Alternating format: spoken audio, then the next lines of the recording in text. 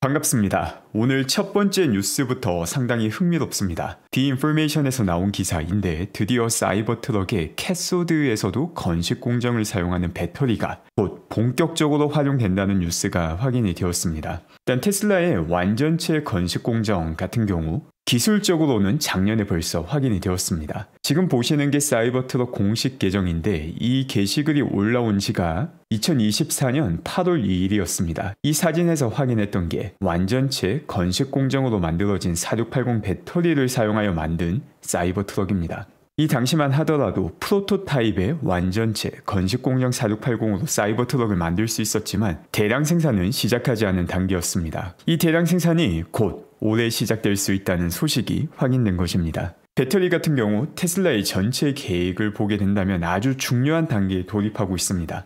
배터리 산업 전체를 보게 된다면 리튬 가격이 안정됨에 따라서 배터리 가격 역시 상당히 안정이 된 상황입니다. 과거 피크를 찍었던 2022년 말과 비교하면은 지금 리튬 가격은 거진 10분의 1 가깝게 떨어진 상황이지만 테슬라 같은 경우 미래 배터리가 아주 많이 필요한 상황입니다.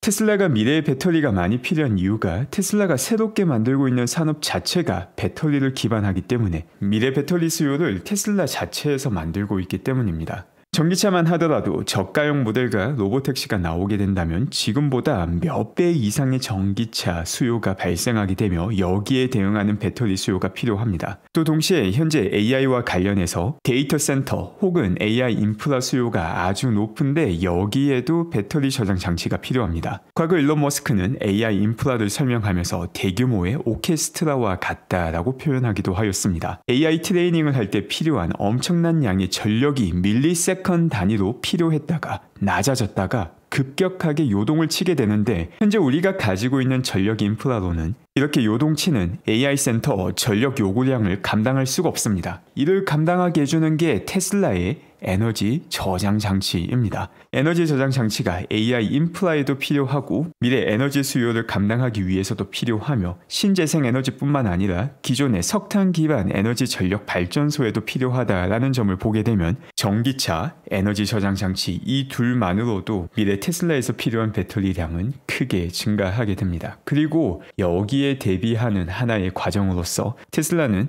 리튬 정제 시설뿐만이 아니라 내부적으로 배터리를 만들고 있으며 단순히 기존 산업에 존재하던 배터리를 만드는 것이 아닌 새로운 폼팩터인 4680을 만들었으며 그 누구도 성취하지 못했던 음극, 양극 모두 건식 공정을 활용해서 만드는 4680 배터리를 올해부터 사이버트럭에 대량 생산을 시작한다라는 것이 확인된 것입니다. 이 순간 또 테슬라는 그 어떤 때보다 강력한 펀더멘털을 만들어 나가고 있습니다. 그리고 이런 펀더멘털은 AI에도 그대로 적용이 됩니다. 자율주행하면 웨이모의 자율주행이 테슬라보다 더 뛰어나다고 생각하는 분들이 많지만 이거 역시 근본적인 차이점이 한둘이 아닙니다. 웨이모 같은 경우 확장 자체가 불가능한데 왜 불가능한지 이를 데이터로서 확인해 보겠습니다. 지금 자료 같은 경우 아크인베스트에서 정리한 자료인데 그 내용을 함께 보겠습니다. 일단 지금 보시는 내용은 캘리포니아에서 웨이모가 매달 얼마나 많은 거리를 주행하는지를 보고 있는데 지난 1년간 사실 거의 성장을 하지 못했다는 것을 확인할 수 있습니다. 웨이모에서도 로보택시를 활용할 수 있다면 빠르게 더 많은 로보택시를 전개해서 로보택시 산업을 크게 키워나갈 수 있을 것 같은데 현실은 그렇지 못하다는 것을 캘리포니아 CPUC 공식 자료를 통해서 확인할 수 있었습니다. 도대체 왜 확장을 하고 있지 못할까 그 세부 내용을 확인해 보겠습니다. 일단 웨이모가 로보택시를 가동하고 있긴 하지만 이 로보택시가 실제 매출을 창출하는 활동, 즉 고객을 태우고 이동하는 데 사용되는 시간은 전체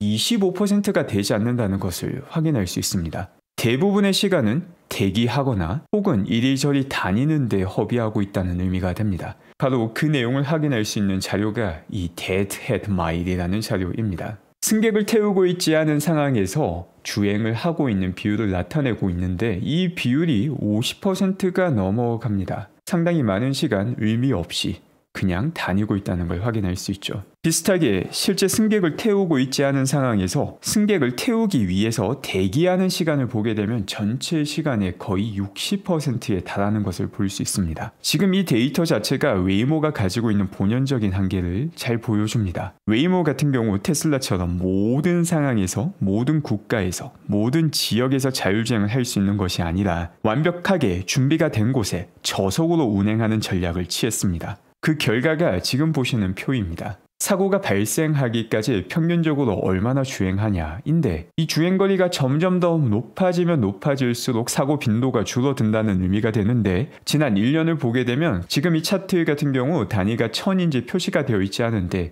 단위 자체가 1이라고 보면 평균적으로 7만 마일당 한 번의 사고가 발생하고 있는데, 더욱더 중요한 것은 시간이 지나도 전혀 개선이 되고 있지 않다는 점입니다. 이게 바로 근본적인 테슬라의 FSD와 웨이모의 자율주행의 차이점입니다. 시간이 지나도 안전도가 개선이 되고 있지 않기 때문에 영역을 더 확장할 수 없고, 그나마 안전하게 운행할 수 있는 도시에만 집중하다 보니 실제 승객을 태우고 매출을 창출하는 비율이 상당히 낮은 상태로 계속해서 돌아가고 있습니다. 테슬라의 로보택시 같은 경우 승인의 종류에 따라 다르겠지만 현재로서는 캘리포니아, 텍사스 이 주 전체에서 모두가 가동이 가능한 자율주행을 벌써 가지고 있습니다. 특정 도시가 아니라 주 전체에서 활동이 가능하기 때문에 웨이모의 25%와는 비교할 수 없는 높은 활용도로 시작을 하게 되며, 또 동시에 하드웨어에서도 엄청나게 차이가 있습니다. 웨이모 같은 경우 너무나도 많은 센서를 달고 있기 때문에 지금 이 상황에서 확장을 할 수 있는 도시조차 존재하지 않고, 지금 있는 도시에서도 제대로 활용을 하고 있지 못하죠. 대수를 늘리면 늘릴수록 손해를 보는 상황에서 답이 안 나오고 있는 상황인데, 웨이모 같은 경우 지금 또 로보택시 한 대당 이득을 보는 게 아니라 손해를 보고 있는 상황입니다. 차량 한 대를 생산하기 위해서 들어가는 센서와 생산 비용이 너무나도 높기 때문에 매년 감가상각만 해도 엄청난 비용이 들어가고, 실제로 이런 센서를 평생 사용할 수 있는 게 아니기 때문에 유지 비용 자체도 엄청나게 높은 상황입니다. 지금 또 손해를 보고 있는데 확장을 하기 위해서는 더욱더 많은 준비가 필요하고 비용이 들어가기 때문에 막다른 골목입니다. 사실상 과거 GM 크루즈가 망한 것처럼, 애플이 자율주행 시도했다가 바로 발 뺀 것처럼 웨이모 역시 확장성을 갖추고 있지 못하기 때문에 적자만 보는 상황이 지속되고 현금이 고갈되어 끝이 나는 미래가 정해져 있는 상황입니다.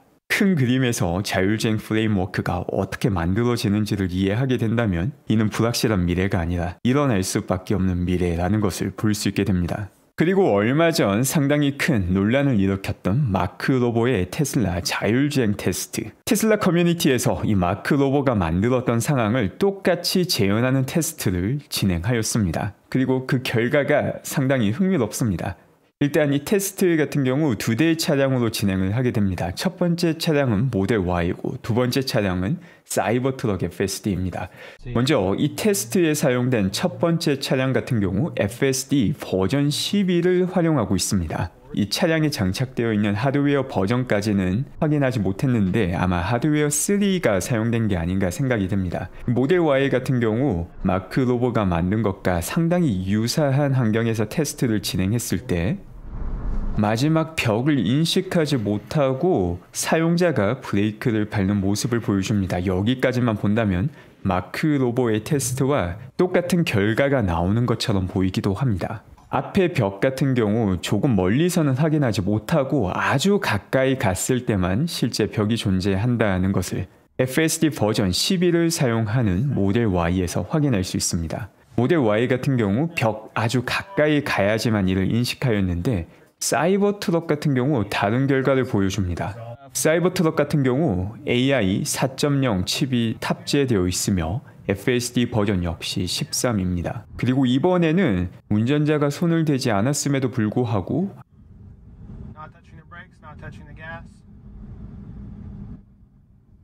아주 멀리서부터 벽을 인식하고 천천히 멈추는 모습을 보일 수 있습니다.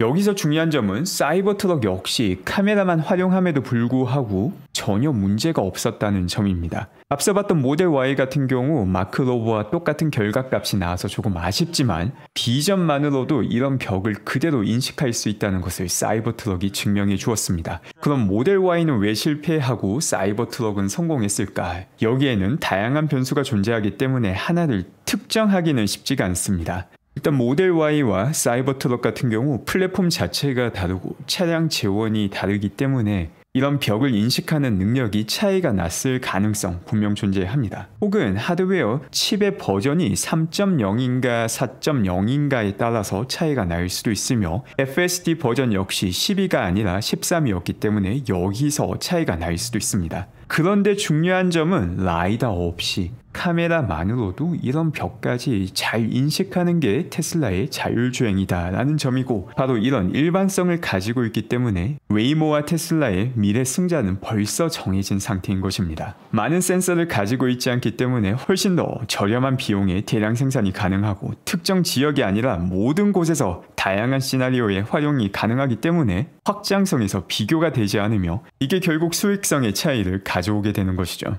상황이 이렇다 보니 FSD의 놀라운 주행은 중국에서 계속 목격되고 있습니다. 지금 확인되고 있는 이 길 역시 상당히 까다로운 길인데 FSD만으로도 제대로 주행을 하고 있습니다. 누누이 말씀드리지만 중국에 퍼져 있는 FSD는 중국 데이터로 트레이닝이 되지 않았기 때문에 중국 데이터로 트레이닝을 하게 되면 훨씬 더 뛰어난 주행을 보여주게 됩니다. 그런데 지금과 같은 엣지 케이스에서 어떻게 길이 살짝 막혀져 있죠. 지금 뭐 식물이 쓰러져 있어서 길이 막혀 있는데 이런 엣지 케이스에서도 FSD가 혼자서 잘 처리하는 모습을 볼 수 있습니다. 테슬라의 자율주행이 아닌 다른 회사의 자율주행으로 이런 모습을 보여주는 곳이 단 한 곳도 존재하지 않습니다. 다만 테슬라의 주가가 출렁일 때마다 노이즈는 많이 나오죠. 어떤 회사의 자율주행이 테슬라만큼 좋다더라. 이런 노이즈에 논리적으로는 휘둘릴 수가 없는 상황입니다. 항상 단기 주가를 바탕으로 현실을 해석하려고 하면은 너무나 어처구니 없는 코미디 해석이 나오지만 중요한 것은 단기 주가는 요동칠지언정 장기 주가는 실제 현실을 따라가게 된다는 것을 기억해야 된다는 것입니다.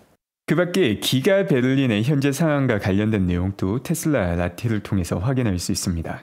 기가 베를린의 생산량 역시 다시금 올라가고 있습니다. 기가 베를린의 생산량이 낮아졌던 이유 역시 신규 모델 Y로 전환을 하기 위해서 시간이 필요했었고 이제는 전환이 끝난 상황이기 때문에 과거와 같이 하루에 1000대 수준으로 다시 돌아갈 준비를 하고 있다는 내용을 기가 베를린 공장 매니저를 통해서 확인할 수 있었습니다. 기가 베를린의 창고를 보게 되면 약 3200대의 차량만 존재하고 있는데 이는 3일치 생산량에 해당합니다. 이 역시 단 3일치의 재고만 가지고 있다는 것은 재고 관리에 문제가 없다는 점이며 보통 수요가 급격하게 내려가게 되면은 재고가 쌓이는 모습을 보이게 되는데 단 3일치만 존재하기 때문에 이와 관련된 우려도 존재하지 않는다는 것을 확인할 수 있습니다. 또 동시에 신규 모델 Y 생산량이 본격적으로 올라가게 되면 중국에서와 마찬가지로 훨씬 더 뛰어난 제품이 나왔기 때문에 올라가는 생산량과 함께 폭등하는 판매량 역시 확인할 수 있게 됩니다. 미국에서 판매하고 있는 테슬라 차량 같은 경우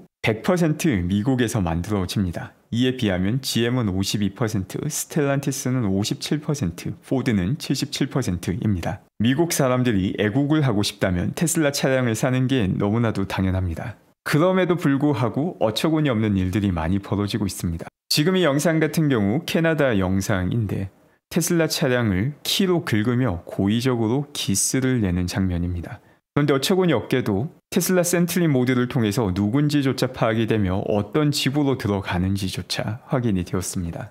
이처럼 테슬라 차량을 파손하는 사람들 같은 경우 기초적인 정보에 대한 접근이 없는 경우가 많습니다. 지금 보시는 사람들이 정보의 접근성이 많이 떨어져서 레거시 미디어를 통해서 전해지는 일론 머스크 나쁜 놈, 나치와 같은 수준 낮은 프로파간다에 선동당한 사람들입니다. 이런 사람들 같은 경우 정보의 접근성이 떨어지다 보니까 테슬라에 센트리 모드가 있다는 것조차 인지를 하지 못하며 본인이 가지고 있는 신념 혹은 이념이 정말 타당한 것인지 비판적으로 사고할 능력이 존재하지 않습니다. 어떤 신념을 가지고 있다 하더라도 다른 사람에게 피해를 끼친다. 그것도 금전적인 피해를 끼친다면 법을 위반하는 것이죠. 내가 법을 위반해서까지도 내 신념을 지키고 싶다. 그것도 하나의 선택이 될 수 있습니다. 다만 그런 선택을 한다면 그 결과도 본인이 책임을 져야 됩니다.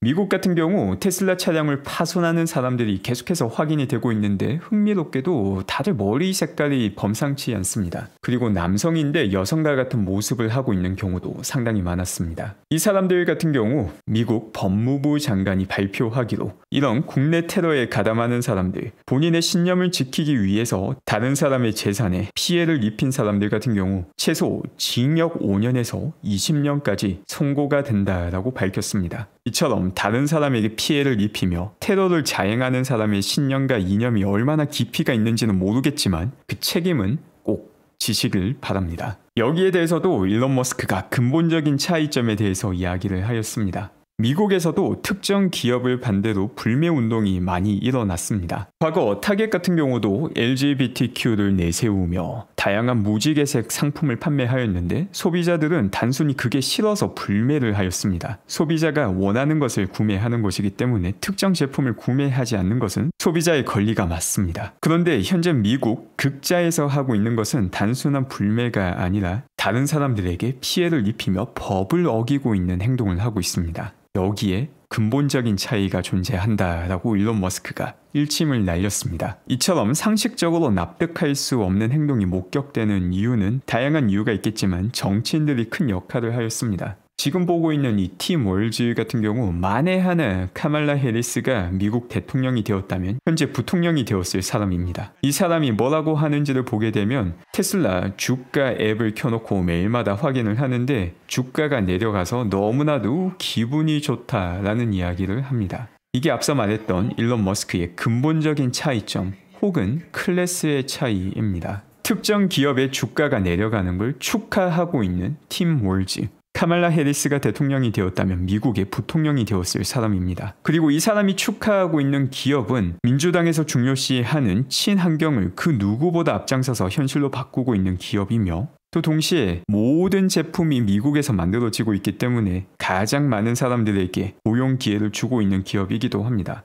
또한 동시에 미국에서 수많은 사람들이 테슬라에 투자하고 있음에도 불구하고 그 사람들이 겪는 고통은 전혀 상관없으며 단순히 스스로 정치적으로 적이라고 판단하였기 때문에 모든 수단을 동원해서 다른 사람에게 피해를 주던 법을 지키던 지키지 않던 죽이고자 하는 정치인의 모습을 보고 있는 것입니다. 이 정치인들이 레거시 미디어를 통해서 국민들을 선동하였기 때문에 지금과 같은 비현실적인 일이 일어나고 있는 것입니다. 일론 머스크가 지난 대선에서 이를 바로잡지 않았다면 어떤 일이 일어났을지, 미국이라는 사회가 얼마나 상식을 벗어난 사회인지 여기까지만 봐도 너무나도 명확한데 이보다 더 충격적인 내용을 볼 수 있습니다. 지금 내용 역시 일론 머스크가 공유한 내용입니다. 이 내용을 보게 되면 뉴욕에서 시민권을 가지고 있지 않더라도 투표를 할 수 있게 법을 바꾸려고 하였지만 이 법을 통과시키는데 실패했다라는 소식입니다. 상식적으로 존재해서는 안 되는 법이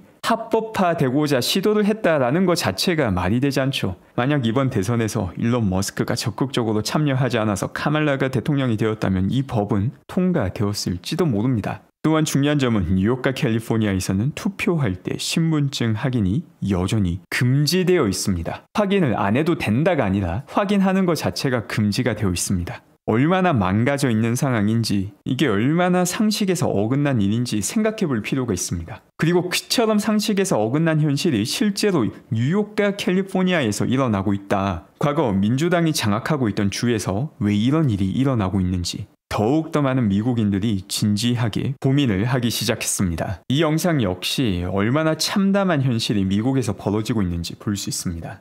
지금 보시는 게 데일리 쇼라는 프로그램인데 미국 극자들이 좋아하는 TV 프로그램으로 보입니다. 지금 보시면 테슬라를 상대로 테러를 자행한 영상이 나오고 있는데 관객들이 박수를 치고 있습니다. 이 사람들에게 중요한 것은 법을 지키고 생명을 보호하고 타인에게 피해를 주지 않는 이런 상식적인 것이 아닙니다. 정치적인 적이라고 판단이 되면 수단과 방법을 가리지 않고 땡깡을 쓰는 게 옳다라고 생각하는 것입니다. 심각하게 망가져 있는 것이죠. 민주당에서 중요시하던 가치가 연민과 이해, 공감입니다. 그런데 왜 이들은 피해자들의 연민과 공감은 느끼지 못할까? 비단 테슬라만의 이야기가 아닙니다. 이처럼 성소수자들에게 연민과 공감을 중요시 여겨서 여자 400m 달리기 대회에 남자 선수가 참가할 수 있도록 만들었습니다. 분명 남성이지만 스스로를 여성이라고 믿고 있으면 여성 달리기 대회도 나갈 수 있습니다. 이 선수와 이후에 나오는 여성 선수들의 격차를 보게 되면 생물학적인 차이는 어쩔 수 없다는 걸 볼 수 있습니다. 단지 몇 걸음 0. 몇 초 차이가 아니라 그 어떤 여성 선수도 깰 수 없는 기록을 만들어 버립니다. 이 사람에 대한 연민과 동정 분명 필요합니다. 인생을 달리기에 바친 여성 육상 선수들에 대한 연민과 동정은 어디 갔을까? 똑같은 연민과 동정이지만 피해자에 대한 연민과 동정이 더 중요한 것이 아닐까?